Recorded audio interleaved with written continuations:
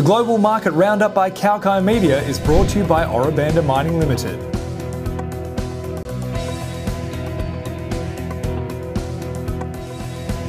Ora Banda Mining is a uniquely positioned gold exploration and development company located in West Perth, Western Australia.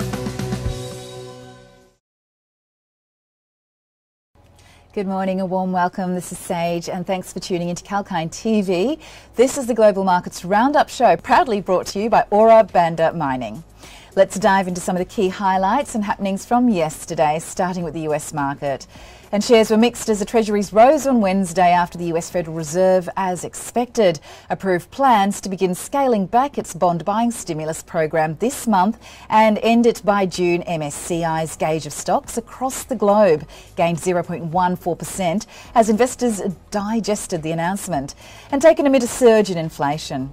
Benchmark US indices closed higher on Wednesday, November 3rd, after the Fed said it would start tapering its COVID-era asset buying program this month. The S&P 500 was up 0.65% and the Dow Jones rose 0.29%, while the Nasdaq Composite rose 1.04%. And the small cap Russell 2000 was up 1.80%. On Wednesday, the central bank said it would completely withdraw its monetary stimulus program by 2022.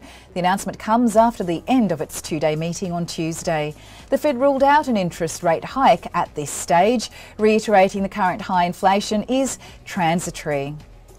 And meanwhile, the Commerce Department said new orders for US factory goods rose significantly in September, increasing by 0.2% to reach $515.9 billion from a 1% jump in August.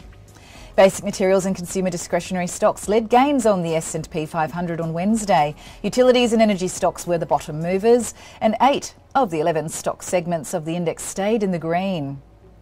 Upbeat third quarter earnings lifted the traders' confidence. And now we've reached the time for a small break, but stay tuned. I'll be back with the UK and Australian markets update.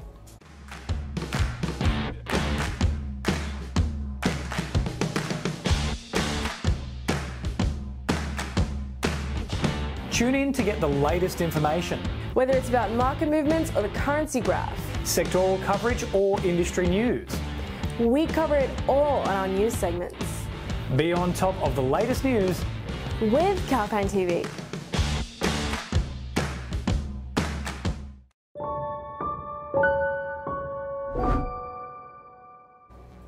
Welcome back. Sage here. You're watching the Global Markets Roundup show, brought to you by Ora Banda Mining, exclusive to Kalkine TV. And European shares finished at a record high on Wednesday following a strong batch of quarterly earnings, while heavyweight mining stocks recovered from recent losses as commodity prices rose. The Pan-European Stoxx 600 rose 0.4%, with basic resources stocks leading the gains, and the sector added 0.9%, recovering from a near one-month low. The UK stock market remained range-bound ahead of tomorrow's central bank policy meeting. Investors and traders are waiting for a clear direction on the interest rate hike from the central bank. Many economies worldwide are looking for either a rise in interest rates or tapers from the pandemic-led bond buying program to curb inflation, which has risen significantly in the major developed economies. Shares of Blue Star Capital continued their surge for the second consecutive day following the announcement by one of its investee companies, Satoshi Pay. Pendulum, which is a smart contract network of Satoshi Pay, has raised $5 million from private investors. And as a result, Blue Star Capital stock has raised over 93% in the last two trading sessions.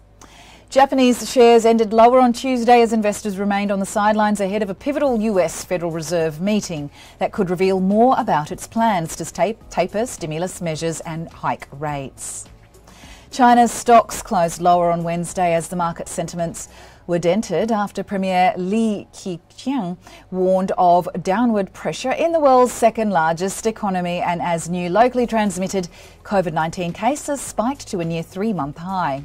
At the close, the blue chip CSI 300 index fell 0.39%, while the Shanghai Composite Index eased 0.2%. South Korean shares fell on Wednesday as the traders braced for a likely US Federal Reserve policy decision to taper its pandemic-era stimulus. The Korean won weakened, while the benchmark bond yield fell.